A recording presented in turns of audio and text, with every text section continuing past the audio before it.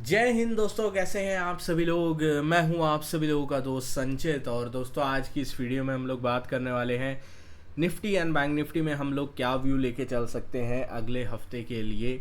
कल हमने लेवल्स का ऑलरेडी डिस्कशन कर लिया था। अगर आपने अभी तक कल वाली वीडियो नहीं देखी है, हम लोग जो है आप लोग जा सकते हैं दोबारा से चैनल के ऊपर, और आपको जो है वो उसका लिंक मिल जाएगा। टेलीग्राम ग्रुप के ऊपर आपको इसका लिंक मिल जाएगा। अगले हफ्ते के इम्पोर्टेंट लेवल्स और टैक्सेशन की बात बहुत ज़्यादा हो गई।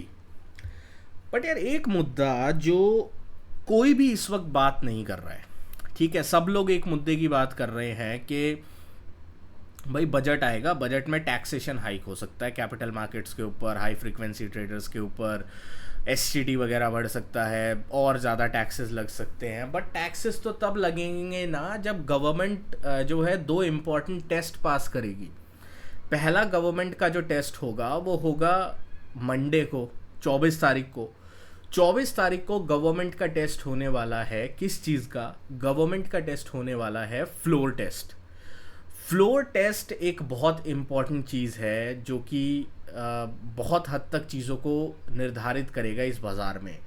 और मार्केट उसको लेकर थोड़ा चिंतित क्यों है, ये भी मैं आपको डेटा में दिखाऊंगा। तो वीडियो शुरू करने से पहले, अभी तक आपने वीडियो को लाइक नहीं किया तो भाई लाइक कर देना, चैनल को सब्सक्राइब कर देना। आप सब्सक्राइब नहीं करते हो, वीडियो देख के तो चले जाते हो, और सब्सक्राइब कर दो, बेल आइकन दबा दो, वीडियो को लाइक कर दो, शेयर कर दो, थोड़ा सपोर्ट करो। हम लोग भी फिर इस तरीके का इंटरेस्टिंग कंटेंट आप लोग के लिए लेके आएंगे और भी आगे। तो चलिए अब ज़्यादा टाइम वेस्ट ना करते हुए वीडियो को शुरू करते हैं। सबसे पहले थोड़ा ग्लोबल के ऊपर आते हैं। कल हम ग्लोबल मार्केट्स को ज़्यादा डिस्कस नहीं कर पाए थे। 28 पॉइंट ऊपर डाउ बंद हुआ है, 7 पॉइंट नीचे नैस्डैक बंद हुआ है। मतलब ग्लोबल को भी कुछ नहीं करना है। उनका विक्स 14.5 आ गया है बिना कुछ करे ही। मतलब उनका विक्स जो है धीरे धीरे बढ़ रहा है विद साइडवेज बायस।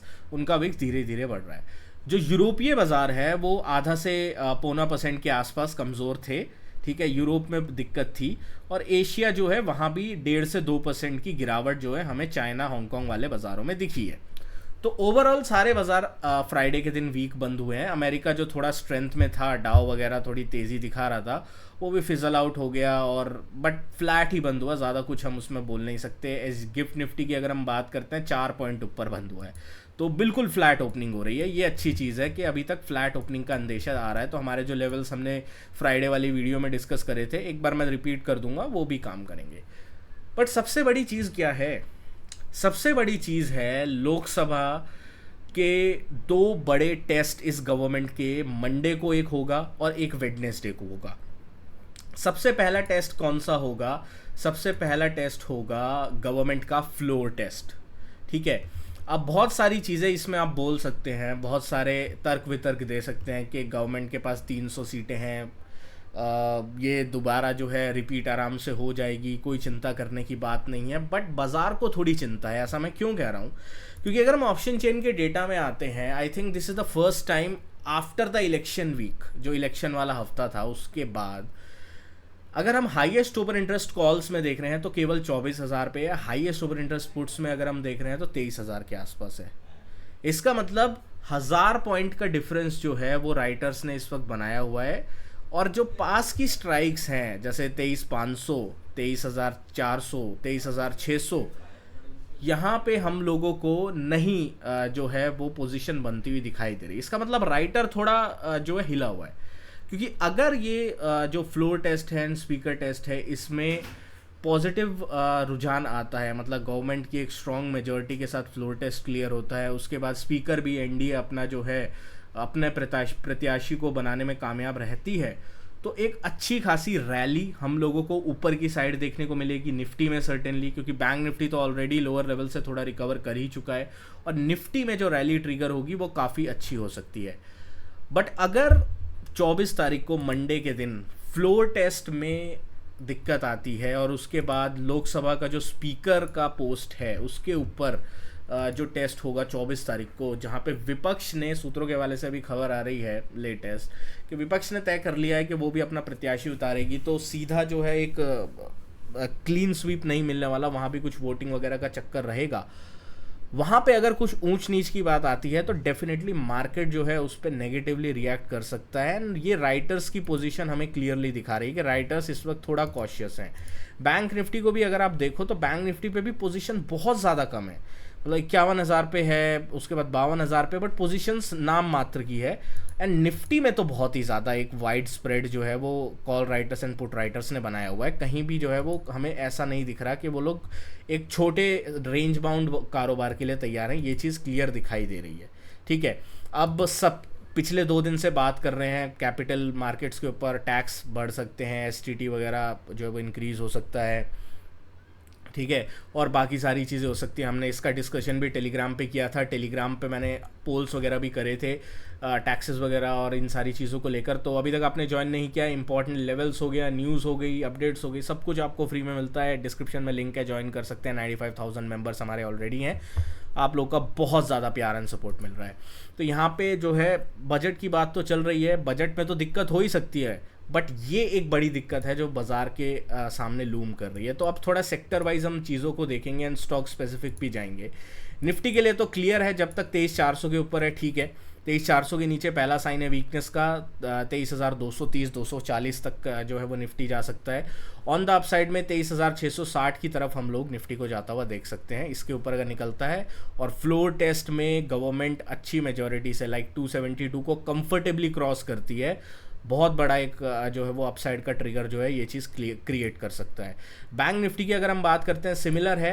51,300 के नीचे बैंक निफ्टी जैसे ही जाता है, एग्रेसिव शॉर्ट पोजीशंस जो है वो क्रिएट होनी स्टार्ट हो जाएंगी। 50,900 और 50,200 तक बैंक निफ्टी ड्रिफ्ट कर सकता है अगर 51,300 के नीचे बैंक निफ्टी जाता है, तो इस चीज़ का थोड़ा ध्यान रखना। आईटी सेक्टर की बात करते हैं, गैप अप, सेलिंग और एंड में लोएस्ट पॉइंट पे जाके बंद होना, ये डेफिनेटली एक अच्छा साइन नहीं है। बट एक चीज़ अच्छी है कि जहाँ पे ये बंद हुआ है ना, वहाँ पे कुछ इंपॉर्टेंट सपोर्ट्स जो हैं वो बने हुए हैं। तो अगर 35,000 को आईटी सेक्टर होल्ड कर लेता है अगले कुछ दिनों में तो बहुत अच्छी बात होगी। बट दिक्कत ये आ रही है कि हमारा आईटी सबसे आखिर में चला, ठीक है, आईटी इंडेक्स। और इसमें सबसे बड़ी दिक्कत ये है कि आईटी इंडेक्स के आखिर में चलने के बाद जो नैस्डैक इंडेक्स है, ग्लोबल आईटी सेक्टर है, वहाँ पे प्रॉफिट बुकिंग आनी स्टार्ट हो गई, तो वो एक डेफिनेटली नेगेटिव सिनेरियो बनेगा हमारे आईटी कंपनीज़ के लिए। बट देखते हैं क्या पूरा इम्पैक्ट होता है। 35,000 का लेवल बहुत इंपॉर्टेंट है, अगर इस लेवल को सपोर्ट मानता है आईटी इंडेक्स तो यहाँ से दोबारा से एक अच्छा स्ट्रॉन्ग बाउंस हमें देखने को मिल सकता है। मिड कैप की बात कर लेते हैं। मिड कैप्स अगर हम आवरली टाइम फ्रेम पे देखें, एक सिमिलर रेंज बाउंड ट्रेड में है। मेरे लिए मिड कैप्स में एक इंपॉर्टेंट लेवल है 55,200 का, ठीक है। अगर मिड कैप्स में 55,200 का लेवल टूटता है, 55,200 का लेवल अगर टूटता है, तो I would not be surprised कि मिड कैप जो है दोबारा से लोअर लेवल्स टेस्ट करते हुए 54,700 की तरफ आते हुए दिखाई दे। ऑन द अपसाइड में 55,800 का लेवल बहुत इंपॉर्टेंट है, जो निफ्टी मिड कैप 100 इंडेक्स है। 55,800 के ऊपर निकलता है तो further upside mid cap stocks में और इंडाइसिस में हमें देखने को मिल सकता है। कुछ इंपॉर्टेंट स्टॉक्स की अगर हम बात करते हैं, सबसे पहले रिलायंस बहुत ज़्यादा रेंज बाउंड है अगर हम ओवरऑल स्ट्रक्चर वाइज भी देखें आवरली टाइम फ्रेम पे। बट इसने क्या किया है, इसने ये जो रेंज थी ना, इस रेंज को तोड़ा है और इसके नीचे सस्टेन कर रहा है। तो अगर 2900 के नीचे रिलायंस सस्टेन करता है, अकेले ही काफ़ी है निफ्टी को ट्रैक करने के लिए। इंपॉर्टेंट है कि 2900 के लेवल से रिलायंस जो है वो बाउंस ले। 2900 का लेवल अगर रिलायंस बाउंस लेता है तो हम लोग को दोबारा से 2966 के लेवल्स काफ़ी अच्छी मात्रा में दिखाई दे सकते हैं। एक्सिस बैंक की बात करते हैं, हाईएस्ट पॉइंट पे है, काफ़ी अच्छा पैटर्न भी बन रहा है, सपोर्ट से बाउंस लेने की कोशिश कर रहा है, ठीक है। प्रीवियस अगर हम इम्पोर्टेंस ये क्लोजिंग देखें जहाँ से बाजार इस वक्त सपोर्ट लेने की कोशिश कर रहा है, वो 1230 का लेवल है।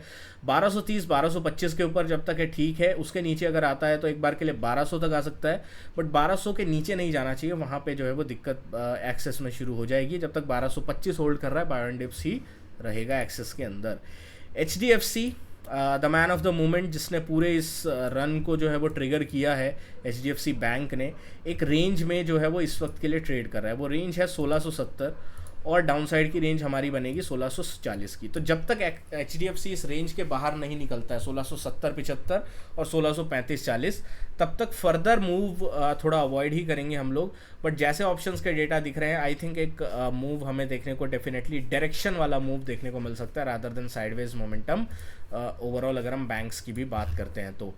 आईसीआईसीआई की अगर मैं बात करता हूँ, आईसीआईसीआई बैंक की अगर मैं बात करता हूँ, तो क्लियर कट इस लेवल से जो प्रीवियस ऑल टाइम हाइज थे यहाँ के लेवल से रिजेक्शन लिया है। हम लोग क्या कर सकते हैं, जब तक ये ऑल टाइम हाई 1170-75 नहीं निकलता है आईसीआईसीआई बैंक में, तब तक फर्दर अपसाइड का हम लोग थोड़ा अवॉइड करेंगे, ठीक है।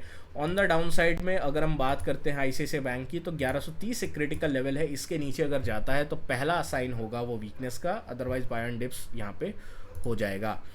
एसबीआई की बात करते हैं, ठीक है। मेनली मैं बैंक्स की इसलिए बात कर रहा हूँ क्योंकि सबसे ज़्यादा इम्पैक्ट बैंकिंग पर ही पड़ेगा इस पूरे ये जो अगले हफ्ते सिचुएशन होने वाली है। एक तो बजट वाली सिचुएशन चल रही है, साथ में फ्लोर टेस्ट होगा अगले हफ्ते, और स्पीकर का जो है वो टेस्ट, जो वोटिंग होने वाली है, वो बहुत सारी चीज़ें जो है वो निर्धारित करेगा। तो एसबीआई की अगर मैं बात करता हूँ, तो मेरे लिए जो इम्पोर्टेंट लेवल एसबीआई में है वो 850 का है।